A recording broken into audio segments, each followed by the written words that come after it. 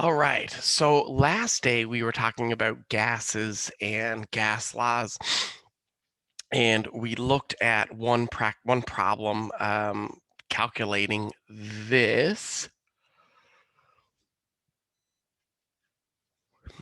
question. So the answer is there for you, of course, but today we'll move on to I guess the other gas law, the ideal gas law. So typically, gases are measured at standard temperature and pressure, and we call that STP. STP stands for standard temperature and pressure. So let me get my highlighter here. STP, this stands for standard temperature and pressure. Let me kind of go back there. Gases depend obviously on the temperature and pressure. Remember, we learned last day that the volume of a gas totally depends on the temperature and pressure of the environment. At higher temperatures, we usually see larger volumes. At different pressures, we would also see different volumes. So when we measure gases in chemistry, there's a problem, right? If you're working in a chemistry lab in the United States or Canada or the Middle East or Japan, the atmospheric pressure might be different. If you're up at the top of a mountain, like in Denver, Colorado, or you're here at sea level, like in Doha, Qatar, things change. So chemists don't like that. Or I shouldn't say chemists, I should say scientists don't like that. They like standards. So gases are typically measured at something called standard temperature and pressure. At standard temperature and pressure, 1 mole of gas has a volume of 22.711 liters, so 22.7 liters. This is called excuse me, the molar volume. This is in your data book. Whoops. So there's a formula here in your data booklet. Let me erase my writing here.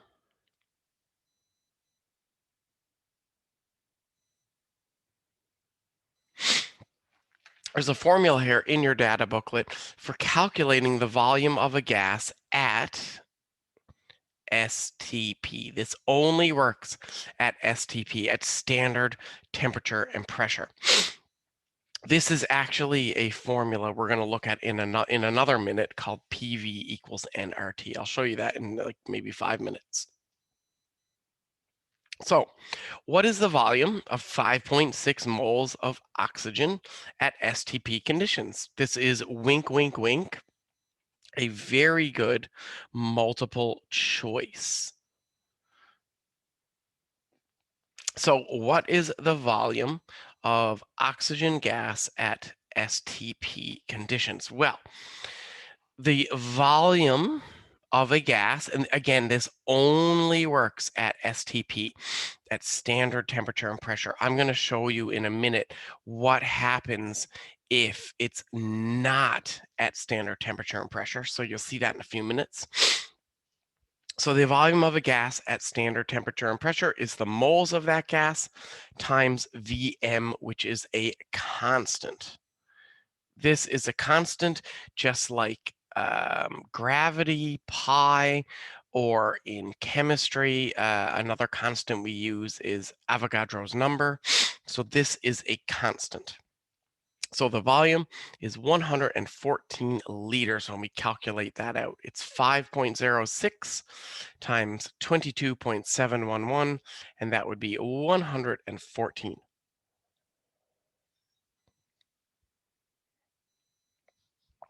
All right, so that's it. That's the calculation. The volume of a gas at standard temperature and pressure is the moles times the molar volume. Now, the issue is, what if a gas is not at STP? So what if you're at a different temperature, a different pressure? What do you do? Well, this is basically your last formula.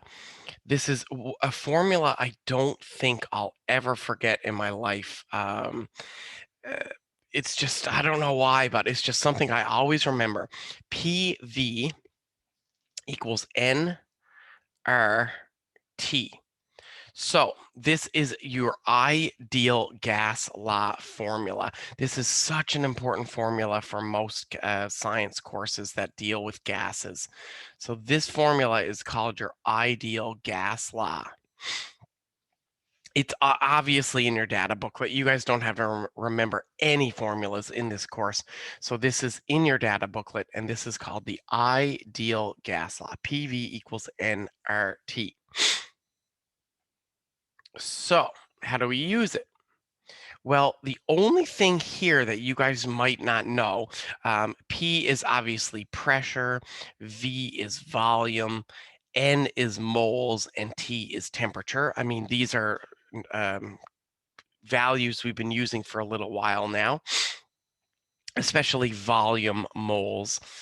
Temperature and pressure are a little new for us, but there's R in here. What the heck is R? Right? What does R mean in chemistry?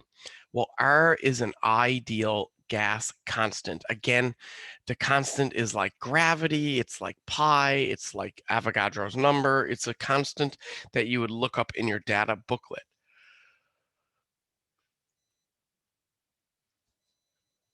The problem with R is there's more than one. So if you look in your data booklet, you might see 3 different values for R. Why are there 3 values for R? What's up with that? Well, the reason there's 3 values for R is because each one represents a different unit of pressure. So there's the top one, which is atmospheres. There's the middle one, which is millimeters of mercury, which who cares? That's not really something we'll talk about. And then there's the bottom one, which is for kPa, which is our SI unit. Remember, SI means kind of like the globally accepted scientific unit. So there are different there are different R's. That sounds really weird to say, but what I mean by that is they just really tell you what unit of pressure you're using. So the top one is if you're dealing with atmospheres, and the bottom one is if you're dealing with kPa. Okay, so how do we use it? Well, let's do a practice problem. So I have 2 practice problems, and then I have one more thing I want to show you. Oh, I'm going, this is going quicker than I thought. So by probably 11 o'clock or so, we'll be done, which means I can answer any questions or we can start review. So let's get into this. There's 3 practice problems left. All of these practice problems are good to study for your final exam. So first of all, how many moles of air are in the lungs of an average adult? So the average adult has a lung capacity of 3.8 liters. We're going to assume that the person is at a 1 atmosphere pressure, which is about sea level, and has a normal body temperature of 37 degrees Celsius. Okay, so let's look at this problem. Now, one common question that I get, or one common issue that I get from students is, do you use the combined gas law like we did yesterday? Or do you use the new one, the ideal gas law that I showed you today? How do you know which one to use? And there's a really easy way to explain this. If you're changing pressure, volume, or temperature, you use this one on the left. So this one is when you change P, V, or T. Okay, the point of that combined gas law is so that we can figure out how pressure or volume or temperature reacts to changes in other pressure, volumes, or temperatures. If you see the word mole or mass and nothing changes, you use the formula on the right, PV equals nRT. You'll notice that there's no numbers here. There's no 1 or 2. The numbers 1 and 2 over here represent an initial state and a final state. I'm just laughing because I forgot how to spell initial for a second. um, so 1 represents initial, 2 represents final. In this equation, we're looking at a change in something. In the equation on the right, PV equals nRT, this is no change. We're looking for moles or mass, and nothing is changing. All right, so let me clear my writing and we'll look at this question. I can't believe we're almost done. A few slides left. So how many moles of air are in the lungs of an average adult? So, okay, we're looking for N. Immediately, the fact that I'm looking for N, and this is a gas laws question, means I'm probably going to use PV equals nRT. The lung capacity is 3.8 liters. That's volume. The person is at 1 atmosphere pressure. That's pressure. And the temperature is 37 degrees Celsius. Now, remember, guys, temperature, I need to convert to Kelvin. So I would take 37 and add 273.15 to convert it to Kelvin. So what would that be? 310.15 Kelvin, I think. Let's see. Yep, I did it. All right. So because I'm looking for moles and nothing is changing, I'm given a P, I'm given a V and a temperature, a T. Okay, so P, V, and T, I can solve for N. Now remember that R is a constant. So why did I choose this R? The reason I choose this R is because the pressure I'm given is in atmospheres, so I use the R that has atmospheres. This is chemistry is over once you put in the numbers. Now you're just solving an equation like you would do in math, algebra.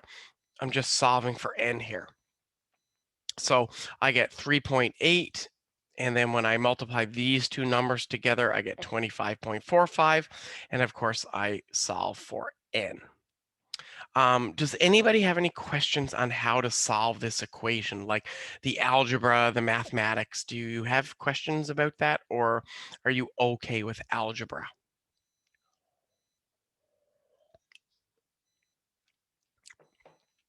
Like if I was going to do this question, thank you, Hanaya. If I was going to do this question, I'm using the same notes as the other chemistry instructors. So the notes don't always reflect how I personally feel or personally do things. For me, what I would do with this equation, if I was looking for moles, is I would solve the equation for moles before I even put in any numbers. So N would be PV divided by RT, and then I would put in my numbers. So the way that I would do this is a little bit different than the slide.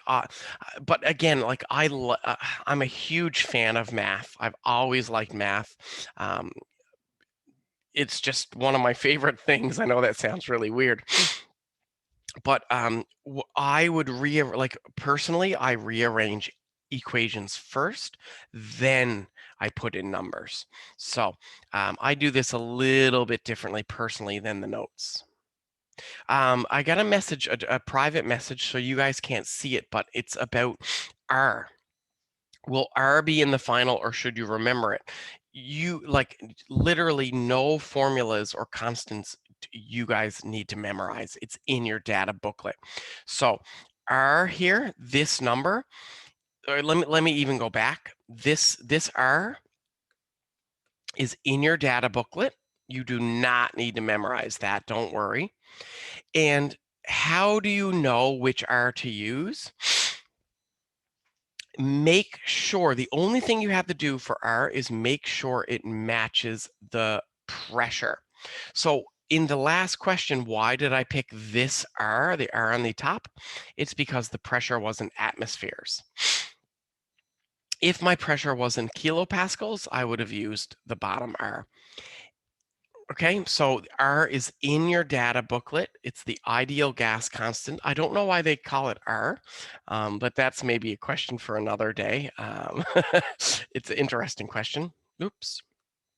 But yeah, anyways, R is in your data booklet, and choose the R based on your pressure. Now, I'm going to change something here, guys. I do not like millimeters of mercury. I think millimeters of mercury is the dumbest thing ever. And as I just told you, this is not my slide. So let me change this. I don't want millimeters of mercury at all. I'm going to change this to what? Let's do kPa. All right, so I'm just using my phone here to do this. Oh,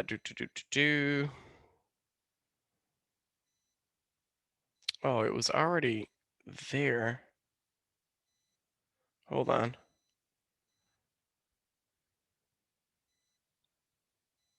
Aha, okay. So let's change this to 107 kPa.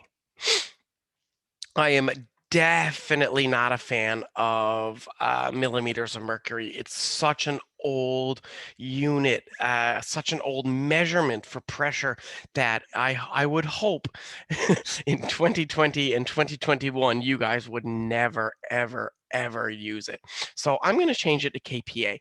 Now, this number is the same as 800 millimeters of mercury, so my answer should be the same.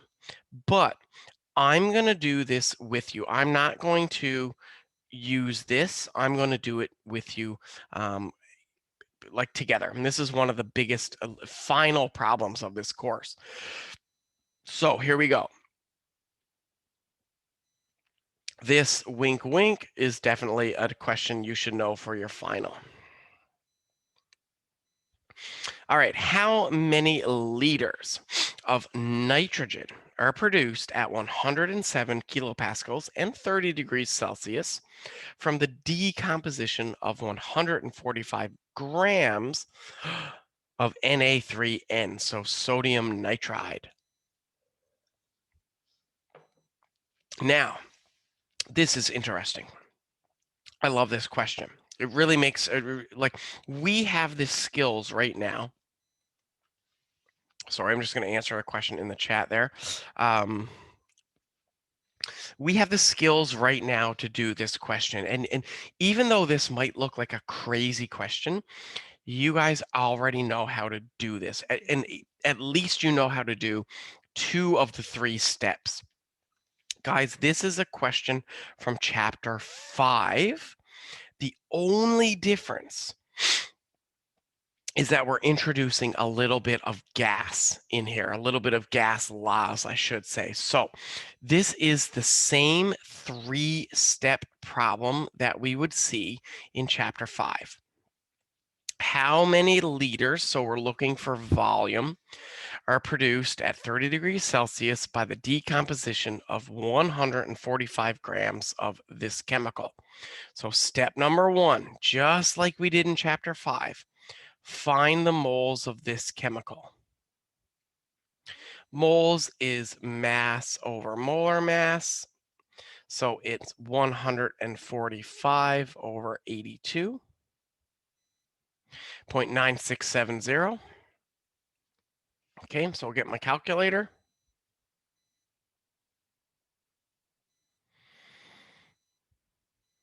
82.9760. Okay, so I get my answer. 1.7475 moles of Na3N, so sodium nitride. Now, like again, I really, guys, you know how to do the first two steps of this question. I'm looking for nitrogen. The only difference with this question from, say, section or chapter 5 is I am obviously given some stuff about gas laws. So there is one new part here. All right, let me pick a different color. All right. Whoops, sorry, didn't mean to do that. So part 2.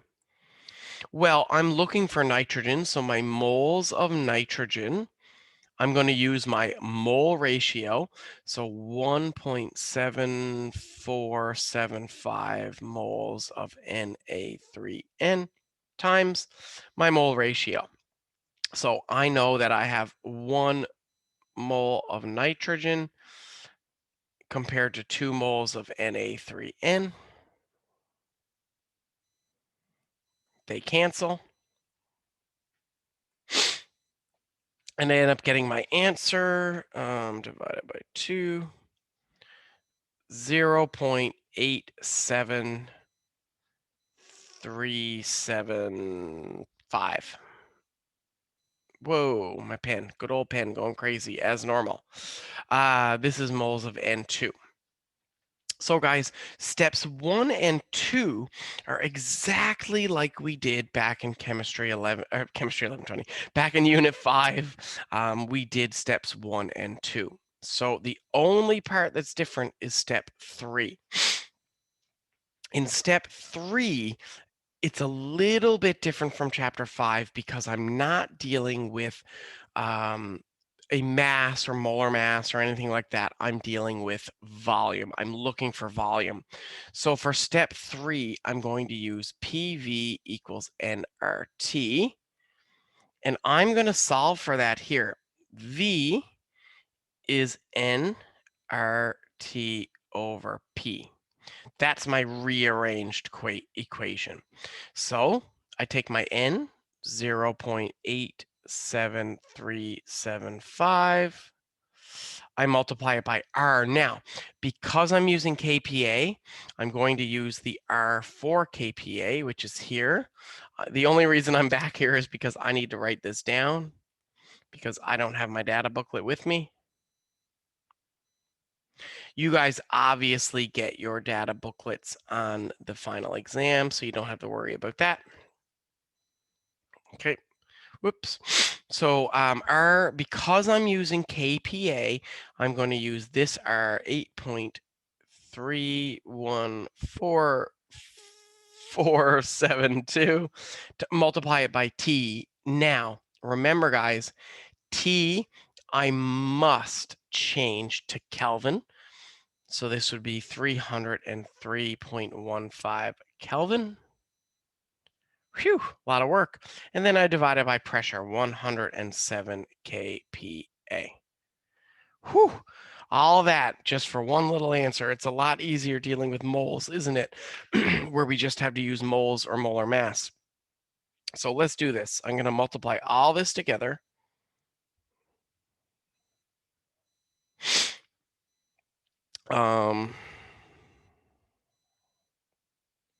Give me a second here.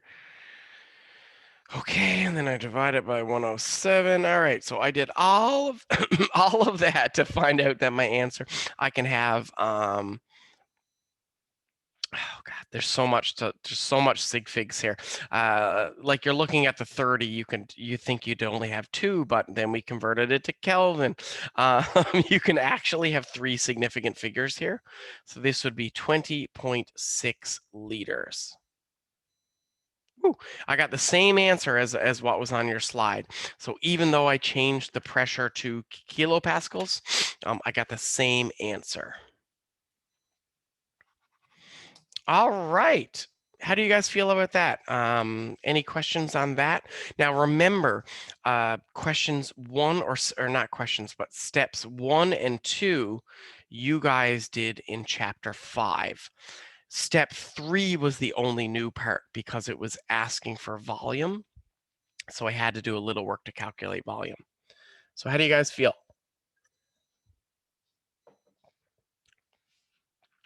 If there's no questions, I got one more thing to show you. And then halas, we are done this course and we can start review. um, um yeah says in the chat, it's scared. I don't know how to respond to that because I agree with you. This is like, it looks a little scary, there's a lot of things happening here, but I really think if you guys practice, especially chapter 5, this will make sense. There's only a couple of questions on the exam from chapter 6, guys. I think if you added up all of the questions from chapter 6 on your final, it would be under maybe under 6%. So chapter 6 is, and I know it's kind of rushed, or it feels rushed, but it's only 6 or 7% of your final. Most of your final will be from obviously chapters 1, 2, 3, 4, and 5. 3, 4, and 5 especially. So naming, mole calculations, and then chemical reactions. Like I said, we will totally and definitely do a review tomorrow. I will drop so many hints for you tomorrow. We'll do as many practice problems as we can, relating to your final. Okay, and speaking of your final, I got one more thing to show you that is on your final. It's the easiest thing ever. And then if you have any questions, I'm free after this. So if you guys have any questions about your final, I can answer them today because I don't have class until 1:30. So 3 more slides, I think, or 4 more. No, hold on. Let me count this properly. 1, 2, 3 slides, and we're done this whole course. And this is really easy. And guys, this is a multiple choice question on your final for sure. Okay, so this is, if you want to get an easy mark on your multiple choice, this is my gift to you. I promise you this question is on your final exam. Obviously there's different numbers, but the question is the same. So let's look at this. This is an easy way, honestly, and even if you don't know gas laws, this is an easy multiple choice question to get right. So let's look at this. Up until now, we've been talking about pure chemicals, pure gases, but let's be real. Most gases are mixtures, right? Like think of the air you're breathing in literally right now. It's carbon dioxide, oxygen, obviously, nitrogen, argon, so many chemicals that you're breathing in right now, so many gases. Um, so, because gases are mixtures, I'll answer that in a minute, Asil. I got a question in the chat about the final format. I can literally answer that in 5 minutes because I have the final in front of me. So Asil, if you just hang around for 5 minutes, I'll tell you that, or I'll answer that. This is definitely a multiple choice. So up until now, we've been talking about pure gases. Most gases are typically mixtures. So there's this law. You don't need to know about the guy's name, Dalton, but the law is that if you have to find the total pressure of a gas, it's the sum. You can forget about the thing on the bottom. It's the sum of the gas's individual pressures. So like if I wanted to find the pressure of the atmosphere or the oxygen in my room, well, the total pressure would be the sum of all of the gases in the room. So it would be the pressure of the oxygen, the pressure of the nitrogen, the pressure of the argon and other gases in the room. So this question, which I just told you, is a multiple choice. How do we do it? Well, the total pressure of a mixture of gases. So we're mixing 3 gases: methane, hydrogen sulfide, and oxygen. The total pressure that these gases have is 1.45 atmospheres. So what is the partial pressure? What is the pressure of methane if the pressure of hydrogen sulfide is 0.07 and the pressure of oxygen is 0.75? Now remember, all of these gases, let me get my highlighter here, these all must add to give us the total pressure. The total pressure is 1.45 atmospheres, and the pressure of H2S and oxygen is 0.87 when you add them together. So the pressure of methane here is what's left over. So this is just a mathematical equation where I know the total pressure, and I know that all three of these pressures must add to equal that. So I solve for the remaining, the unknown pressure. Pretty easy. And this is, like I said, definitely a multiple choice question on your final, 100%. All right, let me check the chat here. I got a really funny message in the chat about the final. This is basically the question. Now, this is only a multiple choice. This is not worth very much on your final, just 1% or whatever. But this is it. The only difference on your final exam question is that the numbers, whoops, sorry, I didn't mean to do that. The numbers would be a little different, right? But this is definitely the question on your final. So let's look at your final. Let's think about it. Let's talk about it. It's 11:10, so I know some of you guys might have class after this, but I'm free. So yeah, I can answer any questions about the final. The first question about the final I had was, what is the makeup of the final? You know, what's on it? What is it? Let's see. I have to open it up to see. I haven't looked at it in a few days. Here we go.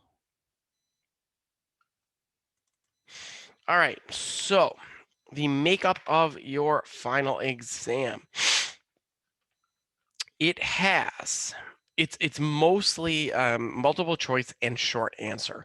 So there's no true and false or matching or anything like that. So there are 35 multiple choice. Okay, 35 multiple choice. And then there are for part B, that you're like kind of the calculation part, there is 1, 2, 3, 4, 5, 6. It's not as bad as it seems, don't worry. There are 13 questions, 13 short answer questions. Now, before you panic about 13 short answer questions, I mean, some of them, let's even look at one. Some of them are extremely short. So let's see here.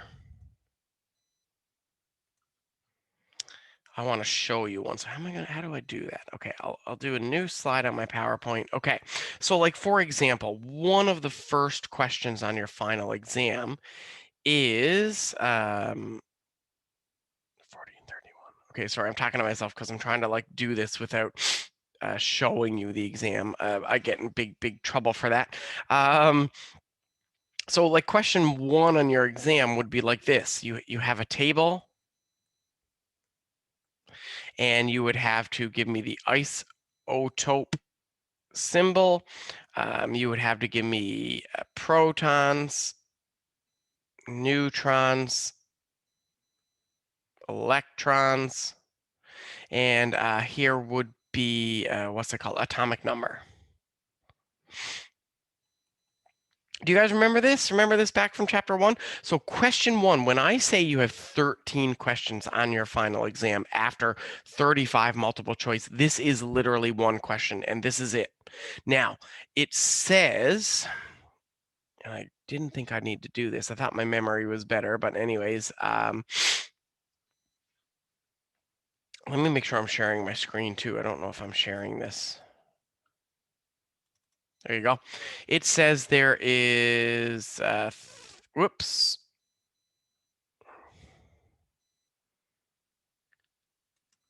40 and 31 electrons.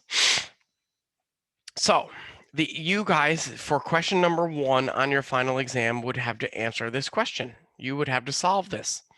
That's it.